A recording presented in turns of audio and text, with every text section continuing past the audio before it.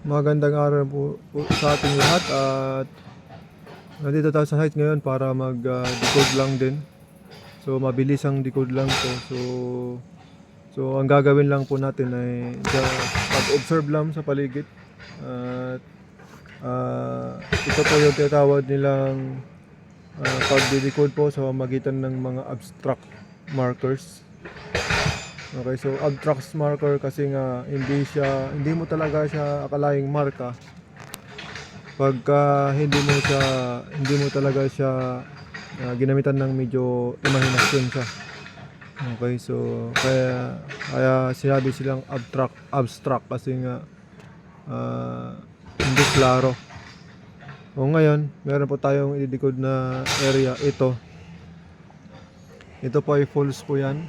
Okay, so nasa false po tayo. Ayan. Pero natutuyo lang po tong false na to. Natutuyo po ito. Ayan. So, ayan. At nandito po tayo sa taas. Yan ang pinakamataas. Ayan po.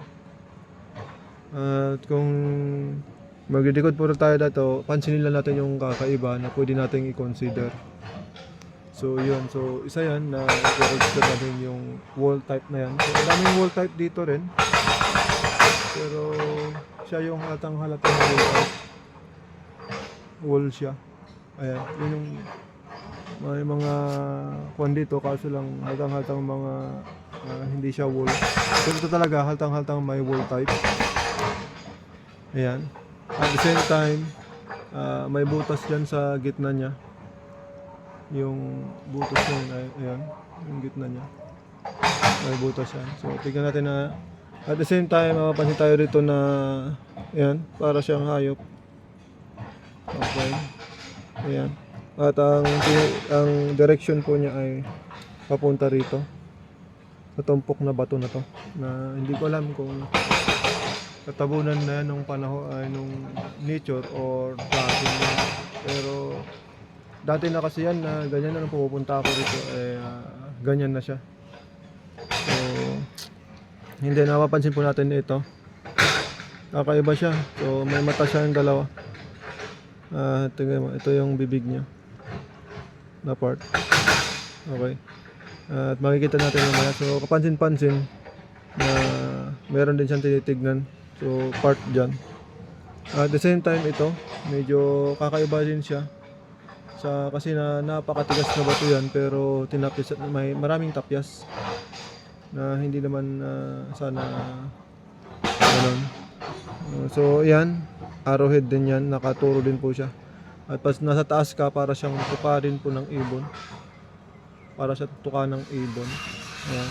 Ayan yung part na mata niya tapos yung part ito ay tuka. Ayan. At ayan, at titignan natin kung saan po lahat tinuturo. Tinitignan niya. So ito ay dito banda. So ito naman dito rin. So ito rin naman dito rin naman. So yung butas na yon dito lang din naman. So nagkakaisa po sila na isa yung tinuturo. So dito banda. So kung mapapansin mo, tumpok ito ng mga bato na siguro pero dati wala yung mga to yung maliliit. Okay, so ayan yung napapansin natin dito. So possible na dito. So may mga marka rin dito. May mga dots dito. Ito yan, may marka na yan. Ayan. May mga dots.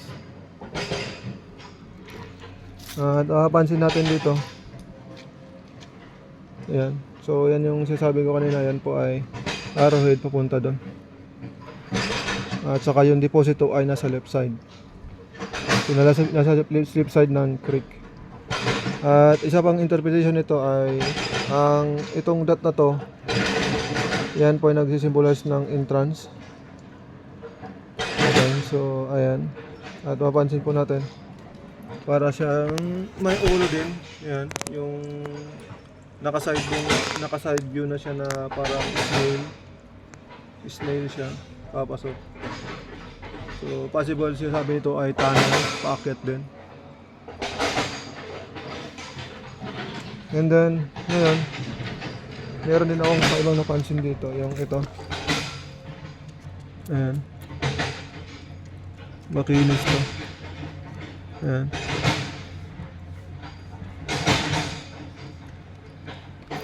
Ayan. Letter C po yan. Letter C. Letter C po yan. Ayan. Okay, so ang sinasabi ng letter C na to ay portal din siya. Entrance. So, layuan natin. So, ayan siya. Makintab siya ng letter C. Ayan. Yung makintab niya ay letter C. So, merong entrance, may portal. Ayan, at yung mga markings nga dito dito tinuturo. So, kung portal, ibig sabihin entrance. So, may treasure din dito dahil sa face marker na yan. And then, may portal pa. So, ibig sabihin entrance lang to, papasok doon. Okay, so yan ang i-detect din natin mamaya. At punta lang ako dito para mas klaro siya. So makikita natin dito yung ayan, yung parang tuka ng ibon din na pag ganito. Ayan. Ulo ng ibon, tuka niya. Doon nakatingin. At saka itong face marker na to nakatingin din doon pababa. At yung butas na yan, wall type na yan, yung wall type na yan, dito rin po naka. So, doon din yung tinuturo. Meron siyang butas dito. Ayan. Ayan. Okay. At dito. At ang isa pong ibig sabihin niya ay treasure undernet. Treasure under. Okay, so ayan. Okay.